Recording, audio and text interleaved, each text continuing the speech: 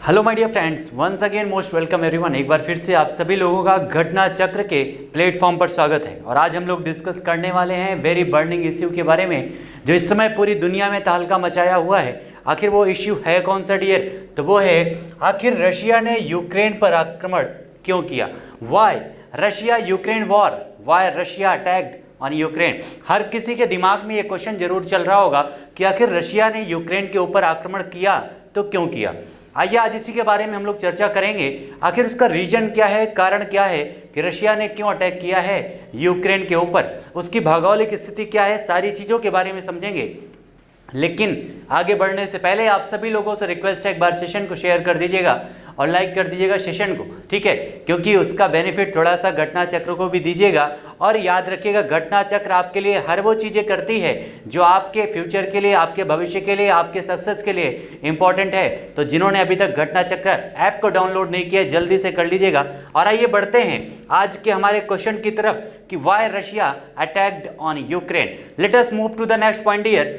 याद रखिएगा, अगर हम बात करें रशिया और यूक्रेन की तो उसकी स्थिति क्या है। ये आप देख रहे हैं, ये पूरा रशिया का क्षेत्रफल है। और हमें जैसा पता है कि रशिया जो है पूरी दुनिया का सबसे बड़ा क्षेत्रफल वाला देश है।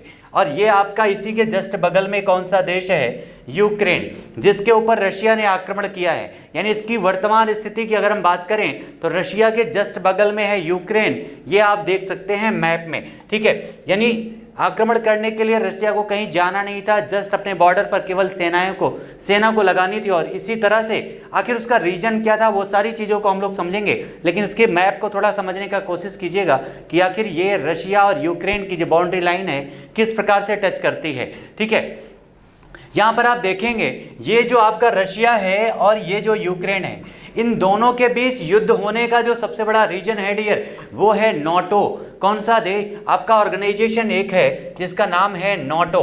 नाटो का मतलब क्या होता है? नॉर्थ अटलांटिक ट्रीटी ऑर्गेनाइजेशन, एक प्रकार का संघ है डियर नाटो, जिसकी स्थापना हुई थी 1949 में, 1949 में जिसकी स्थापना की गई थी। याद रखिएगा, आखिर ये नाटो किस तरह से जिम्मेदार है, तो आइए उसको देखते हैं। सबसे पहले ये आप रशिया देख रहे हैं, यहाँ पर ये है आपका रशिया, ठीक है, और यहाँ पर है ये आपका यूक्रेन। तो जो नाटो हैं, ये जो आपके मेंबर दिख रहे हैं, ये सारे नाटो के मेंबर हैं। थोड़ा ध्यान से समझिएगा मैप के माध्यम से, ये नाटो के मेंबर हैं और इसी के जस्ट बगल में है यूक्रेन और यहाँ पर है रशिया। यानी रशिया के बाउंड्री लाइन पर जितने भी आपके देश हैं, मैक्सिमम देश नाटो की सदस्यता ले चुके हैं। यानी अगर हम बात करें नाटो की, तो नाटो एक तरह से रशिया को घेरने के चक्कर में जुटा हुआ है। लेकिन अभी तक यूक्रेन उससे बचा हुआ था और रशिया ऐसा बिल्कुल भी नहीं चाहता है कि यूक्रेन भी नाटो में शामिल हो, क्योंकि अगर आपका पड़ोसी कोई आपके पड़ोस में आपके दुश्मन को बुलाकर बैठा है तो आपको बिल्कुल भी अच्छा नहीं लगेगा दोस्तों। और सेम वही है रशिया के साथ में। नाटो जो है ये भी यूक्रेन को नाटो में शामिल करना चाहता था, जिसका रशिया विरोध कर रहा था, ठीक है। तो ये अगर रशिया विरोध कर रहा था तो उसका रीजन है क्योंकि रशिया जस्ट बॉर्डर पर आपके जो है यूक्रेन यहाँ पर रशिया के जस्ट बॉर्डर पर है डियर। अगर यूक्रेन शामिल हो जाता है तो रशिया नाटो देशों से पूरी तरह से घिर जाएगा। और यही सबसे बड़ा रीजन था रशिया का यूक्रेन पर आक्रमण करने का। आइए इसको विस्तार से समझते हैं, आखिर और क्या रीजन थे। ये सारे आप देश देख रहे हैं, यहाँ पर जर्मन जो रिपब्लिक था और इसके अलावा आपका Czech Republic, Hungary, Poland, Bulgaria, Estonia, Latvia, Lithuania, Romania, Slovakia, Slovenia, Albania, Croatia, उसके अलावा मोंटेनेग्रो और नॉर्थ मैसेडोनिया, ये सारे आपके रशिया से लगभग सटे हुए जो राज्य हैं, जिनको हम वैश्विक स्तर पर राज्य कहते हैं डियर। ये जो देश हैं आपके, ये रशिया के बिल्कुल बॉर्डर पर हैं और सारे शामिल हो चुके हैं नाटो में। यूक्रेन केवल बचा हुआ था और रशिया ऐसा बिल्कुल भी नहीं चाहता था कि ये नाटो में शामिल हो। ये आप देख रहे हैं यहाँ पर रशिया का जो आपका जो क्षेत्र पूरा दिख रहा है आपको, ये रशिया है आपका। और रशिया के बगल में जितने भी आपके ये सारे मेंबर हैं, ये सारे शामिल हो चुके हैं नाटो में। कहाँ शामिल हो चुके हैं डियर? नाटो में शामिल हो चुके हैं, इसको छोड़ करके। यानी ये आपका जो यूक्रेन है, इसको छोड़ करके सारे नाटो में शामिल हो चुके हैं। और यही यहाँ पर स्पेशल स्थिति बनती थी क्योंकि रशिया चारों तरफ से घिर रहा था जो आपको मैप में यहाँ पर दिख रहा है, ठीक है। और इसी से बचने की कोशिश कर रहा था रशिया, क्योंकि वो नहीं हावी होना देना चाहता था किसी भी देश को, जो आपके अमेरिका हैं या नाटो कंट्रीज हैं, उनको अपने ऊपर हावी होने देना नहीं चाहता है बिल्कुल भी रूस। और यही रीजन है। आइए इसके पूरे डिटेल के बारे में हम लोग देखते हैं, क्योंकि 1991 से पहले डियर रशिया की ये स्थिति आप देख रहे हैं, ये आपकी जो कंडीशन यहाँ पर दिख रही है, ये 1991 से पहले का रशिया है।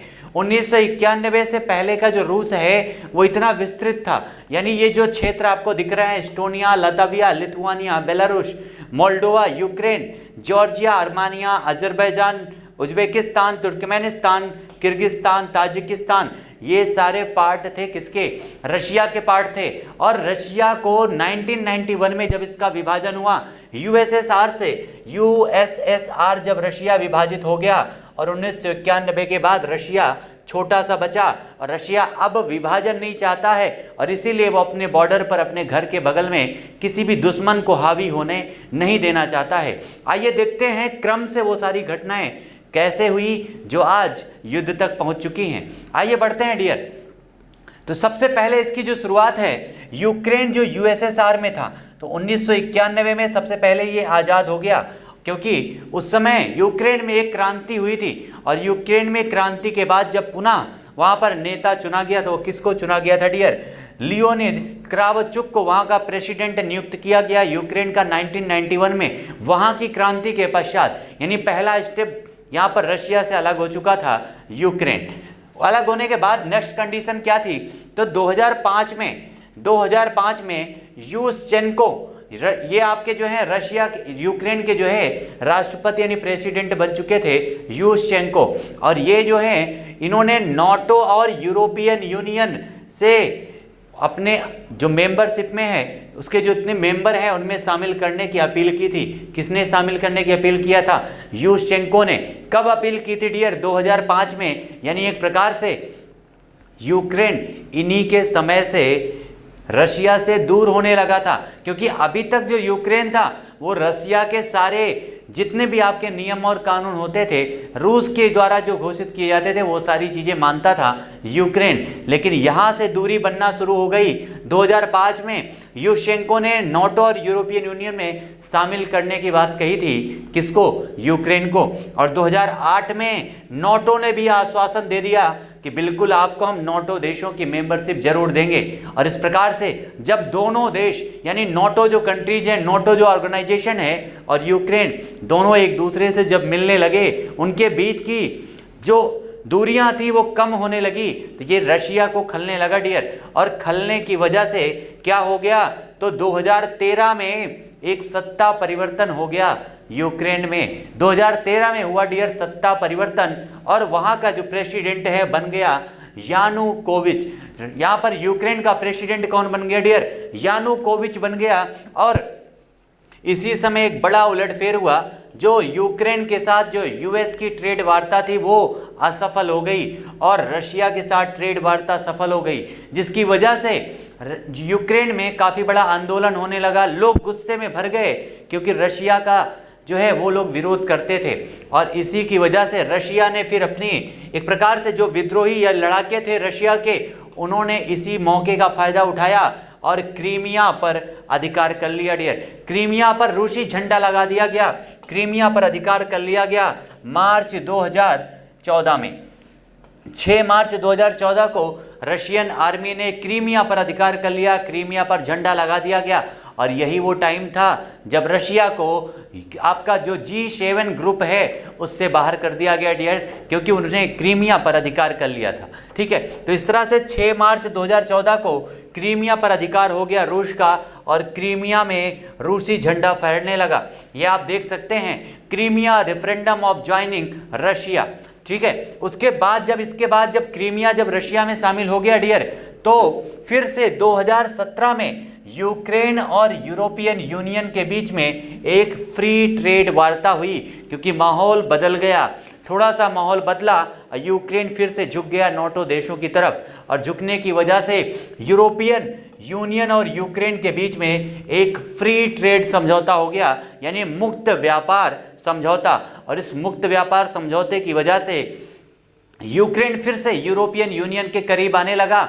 और यूरोपियन यूनियन के करीब आने के बाद उस समय, अब इस समय जो युद्ध आपका हो रहा है, आखिर इसका तात्कालिक कारण, तुरंत का कारण क्या है, तो आइए उस पर चर्चा करते हैं डियर। इसमें तात्कालिक कारण पहला तो है यूक्रेन के ऑर्थोडॉक्स चर्च को जो है आधिकारिक मान्यता दी गई 2019 में। 2019 में यूक्रेन के ऑर्थोडॉक्स चर्च को जो है एक प्रकार से आधिकारिक मान्यता दी गई नाटो के द्वारा।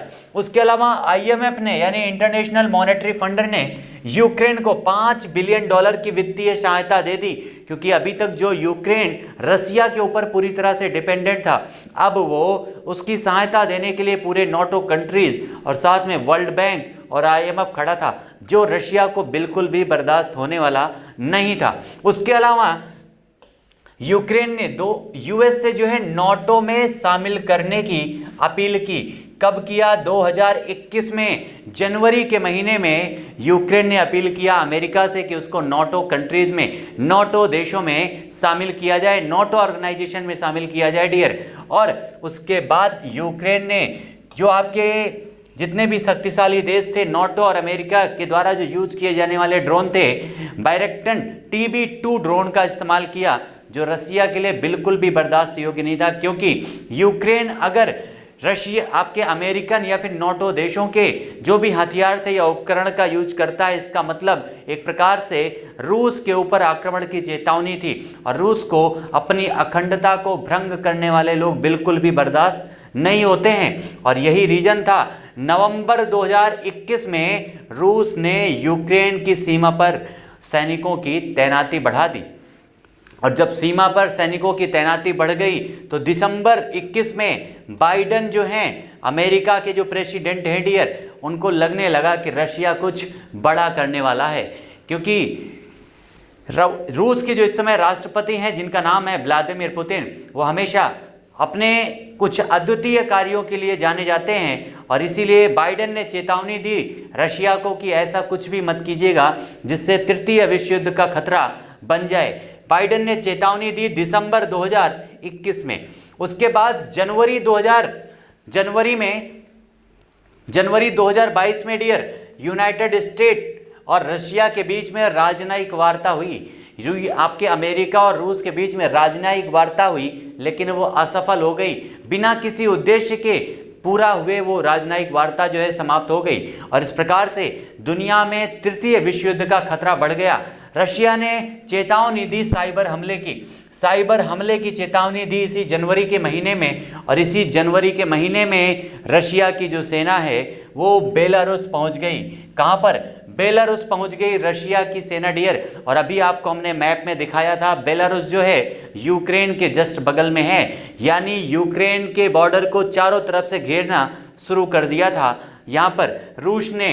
और इसी को देखते हुए फरवरी 2022 में यूनाइटेड स्टेट यानी अमेरिका ने अपने 3000 सैनिकों की तैनाती कर दिया पोलैंड में और रोमानिया में।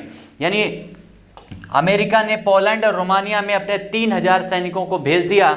और पुतिन ने भी चीन का समर्थन प्राप्त कर लिया था। यानी डरने की क्या बात है जब चाइना और ईरान रशिया के साथ हो गए। और इस प्रकार से रूस ने इसी समय यूक्रेन के लोहांस्क और दोनेत्स्क, ये आपके दो प्रांत थे जिनको उसने एक स्वतंत्र देश की संज्ञा दे दी, स्वतंत्र प्रांत घोषित कर दिए रशिया ने। और ये एक बहुत ही बड़ा आक्रमण था यूक्रेन के ऊपर। यानी पहली बार रणनीतिक तरीके से आक्रमण कर दिया था रशिया ने। और अब शुरुआत थी युद्ध की। और फरवरी 2022 में रूस ने यूक्रेन पर सैन्य ऑपरेशन का ऐलान कर दिया। और नतीजा आज आपके सामने है। महीने भर हो गए हैं लगभग आपको युद्ध के चलते हुए, लाखों लोग इसमें प्रताड़ित हुए हैं इस युद्ध में, दोनों देशों के, वो रशिया के हों या फिर यूक्रेन के हों। इस प्रकार से जो आपका युद्ध है, इसके क्या तात्कालिक कारण थे, क्या इसके दूरगामी परिणाम होने वाले थे, वो सारी चीज़ें आप लोगों ने देख लिया है आज के सेशन में डियर, कि किस प्रकार से रशिया ने यूक्रेन के ऊपर आक्रमण किया और उसके रीजन क्या थे। होप सो आज आपके इस सेशन में आप सारे जितने आपके दिमाग में रूस के और यूक्रेन के युद्ध से क्वेश्चन रहे होंगे, उम्मीद करते हैं कि वो सारे क्वेश्चन आपके दिमाग से हट चुके होंगे, वो सारे बादल आपके समाप्त हो चुके होंगे डियर, कि आखिर ये युद्ध क्यों हुआ, उसका रीजन क्या था। और इसी तरह से आपके सारे जितने भी आपके दिमाग में पॉइंट बनते हैं इंटरनेशनल इश्यूज पर होने वाले सारी घटनाओं की चर्चाओं को लेकर के हम आपके सामने समय समय पर जरूर उपस्थित हुआ करेंगे, क्योंकि ये जो घटनाएं हैं डियर आपके एग्जाम के लिए और आपके मानसिक संतुलन के लिए बहुत जरूरी है, क्योंकि ये घटनाएं बहुत परेशान करने वाली हैं जो पूरे विश्व में इस समय हो रही हैं। ठीक है, तो मिलते हैं फिर से अपने अगले सेशन में डियर, लेकिन एक बार आप सभी लोग सेशन को लाइक करना